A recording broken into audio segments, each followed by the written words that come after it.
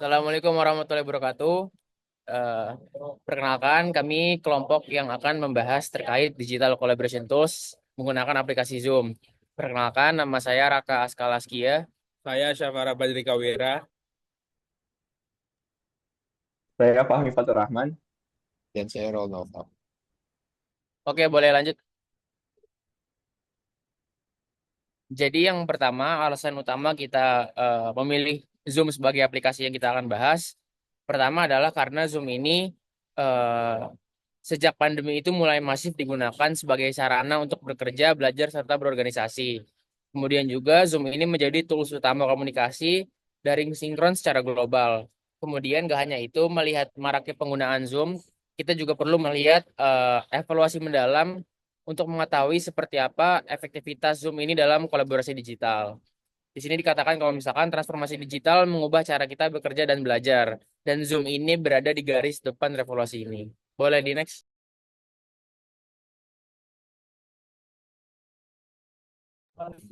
Oke, jadi saya akan membahas tentang fitur aplikasi Zoom ini sendiri gitu. Jadi fitur aplikasi Zoom ini tuh untuk kolaborasi ya, sangat memfasilitasi komunikasi dan juga kolaborasi secara daring. Karena Zoom itu adalah aplikasi yang hitungannya adalah aplikasi konferensi video beserta berbagai fitur gitu di dalamnya. Jadi fitur-fitur yang ditawarkan oleh Zoom juga cukup banyak dan dari kebanyakan fitur tersebut saya akan menyebutkan 6, yaitu ada meeting room yang memungkinkan mahasiswa untuk bertemu secara daring dalam satu ruangan virtual untuk berdiskusi dan menyusun tugas bersama.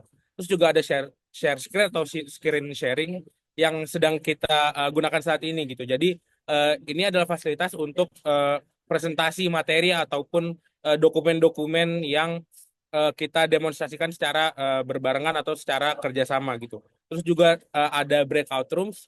Breakout rooms tersebut adalah membantu membagi peserta ke dalam kelompok-kelompok kecil untuk ibaratnya kayak fokus group discussion gitu. Jadi ini juga sangat berguna dalam tugas kolaboratif.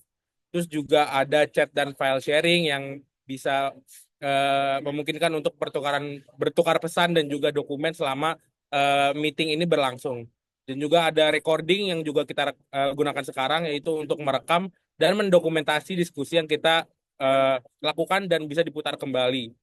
Lalu juga ada fitur whiteboard yang berguna untuk brainstorming ataupun bertukar ide sesama teman sekelompok.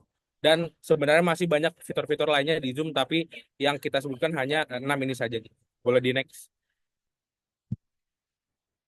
Nah, jadi penggunaan Zoom dalam berkolaborasi, khususnya dalam konteks mata kuliah ini ya, itu sebenarnya tidak hanya menyediakan ruangan virtual gitu. Jadi Zoom ini tuh memfasilitasi pertemuan daring antar anggota kelompok dari lokasi yang berbeda gitu. Terus juga dengan adanya Zoom dan internet yang lancar, dan didukung internet yang lancar, fitur video, audio dan juga chat itu sangat digunakan dan sangat bisa berpengaruh dalam keseharian tugas kuliah ataupun kegiatan-kegiatan lainnya gitu. Dan juga Zoom ini sangat fleksibel dan efisien di mana ya ketika kita melakukan kolaborasi berbarengan itu bisa digunakan dalam tanpa batasan ruang dan waktu.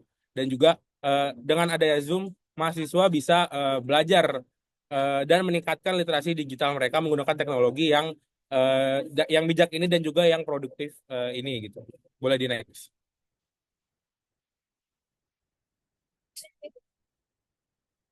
Ya, kemudian di sini ada kita coba melihat keunggulan Zoom. Jadi di sini ada beberapa.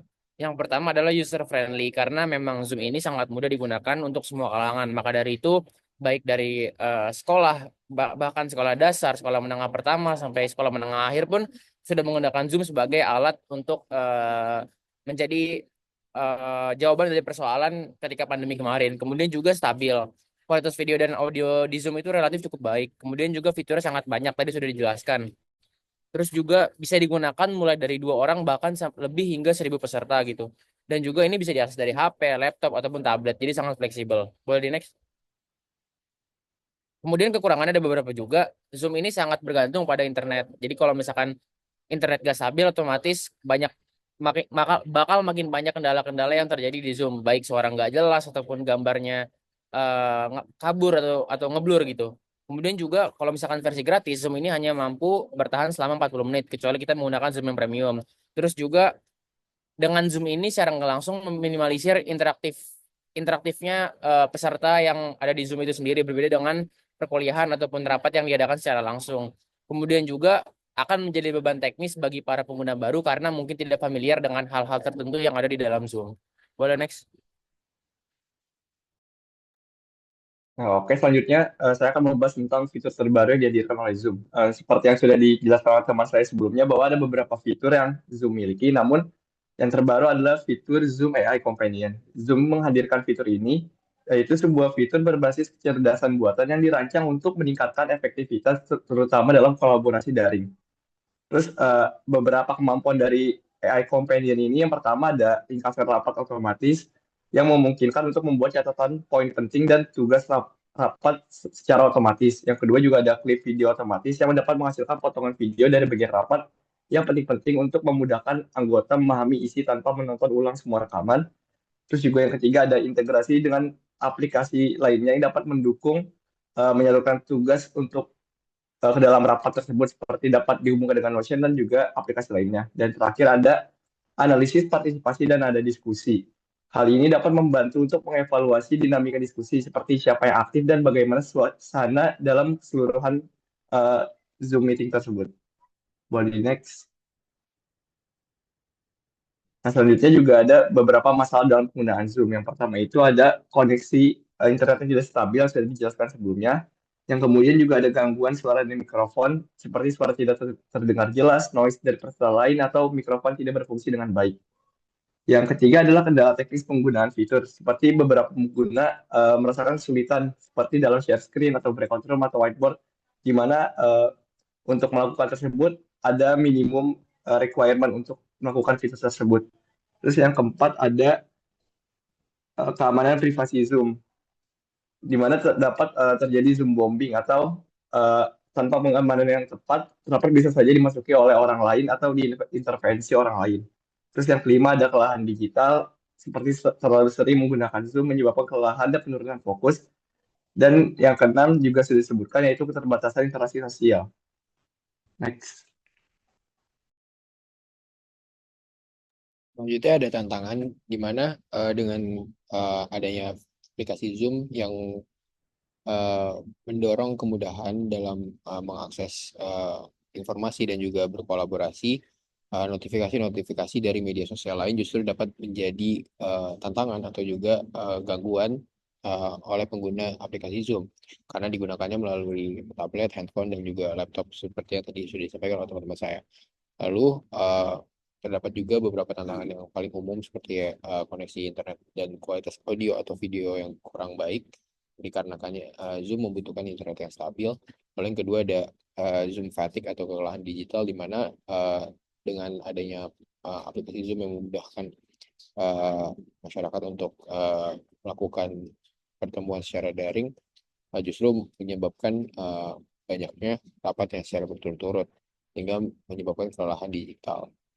Lalu untuk kesimpulan, Zoom sebagai tool kolaboratif atau collaborative tools memberikan kemudahan bagi mahasiswa dalam mengakses pembelajaran jarak jauh.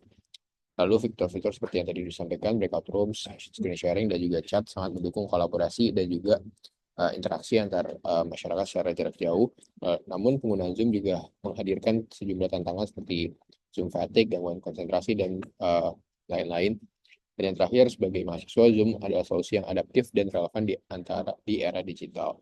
Mungkin segitu saja presentasi dari kelompok kami. Kurang lebih mohon maaf. Terima kasih. Selamat siang.